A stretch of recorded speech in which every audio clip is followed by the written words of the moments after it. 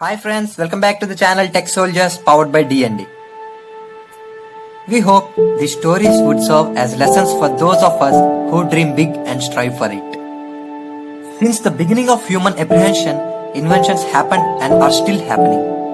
The level at which the world has reached today is the result of continuous contributions and inventions made by many intellectual inventors. Right from the spark of an amazing idea to conceptually designing it, the efforts of the inventors are countless and as a result continuously pushing the boundaries of what's possible. Starting from caveman to Steve Jobs, humans shaped the inventions where there is a necessity. But not all inventions meet on the road to success. In the quest for greater wisdom, there is an added risk to one's life. In many cases, the inventor tests their masterpiece, him or herself, due to some technical flaws that arise during the test phase. Unfortunately, the originators were killed by their own creation. The people on this list choose the challenge over their own life, but not before making progress for the greater good. We have compiled some of the 15 inventors who killed by their own inventions. We hope these stories would serve as lessons for those of us who dream big and strive for it. The first one is Francis Edgar Stanley. He invented the steam engine based car and manufactured it along with his twin brother Freeland O. Stanley in 1897. His designs were influenced by George L. Whitney's steam engine. In 1898, the Stanleys were invited to Boston's first automobile show, where cars were tested for speed and hill climbing abilities. With a speed of 27 miles per hour, the Stanley steamer set a top speed record and was the only car to make it to the top of the hill. They established Stanley Motor Carriage Company.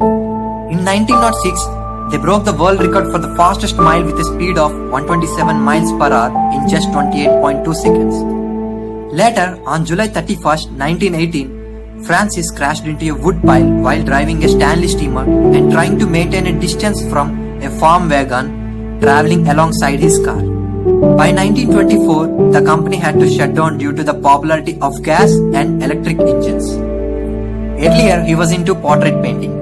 As cameras were limelighted, Effie grew into the Stanley Dry Plate Company. However, the brothers abandoned photography when they became interested in automobile development and sold the dry plate business to George Eastman of Eastman Kodak for $5 lakh. The next one is Franz Reichelt. A tailor by profession, this French inventor used to devote all his free time in designing and developing a parachute suit design, inspired by the idea of airplanes as they were just emerged on the horizon. After the considerable amount of successful tests with various mannequins, he was emboldened to try it himself. By seeking permission from French authorities, this flying tailor jumped off the Eiffel Tower wearing his self-made parachute while he was expected to use an counterfeit for the demo. His friends tried to dissuade him, citing wind speed and other factors. "I want to try the experiment myself and without trickery, as I intended to prove the worth of my invention," he told to journalists. However, the destiny had already decided a bad fate for his very first flight. As he jumped off the Eiffel Tower in the parachute suit from 187-foot fall, he died instantly as he hit the frozen land. Newspapers described the suit as only a little more voluminous than ordinary clothing, resembling a sort of clock fitted with a vast hood of silk. Popular mechanics reported that his body was a shapeless mass when the police picked it up. By the time onlookers reached him, he was dead. Later, an autopsy determined that he died of an heart attack during the fall. The next one is Henry Smolinski. He was a Northrop-trained engineer. As he wanted to start a company which focused on bringing a flying car to market, he left his job. This engineer, along with his partner Hal Blake, created a unique design by coupling a car and a plane. He took wings of the Cessna 337 aircraft and confederated it to the Ford Pinto. The car is known as AVE Mysore. In 1971, through his company Advanced Vehicle Engineers, a prototype of the flying cars was built. Adaptive controls make the car to drive it as either a car on the ground or a plane in the air. In early 1973, the combination of imagination, determination, and pomposity was a hit, making the Mysore as a new automotive sensation. Though there were engine failures during the first test drive, they managed to drive it.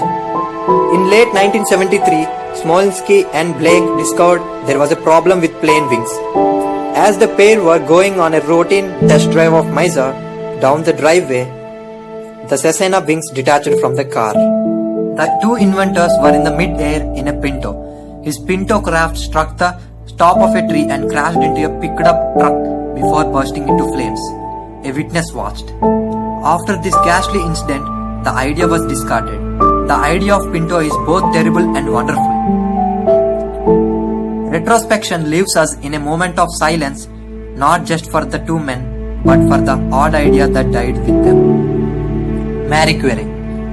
This Polish-born physicist and chemist were one of the most famous scientists of her time. She was first of the four scientists who awarded the Nobel Prize twice. Along with her husband Pierre, she was awarded the Nobel Prize in 1903 for radioactivity and in 1911 in chemistry.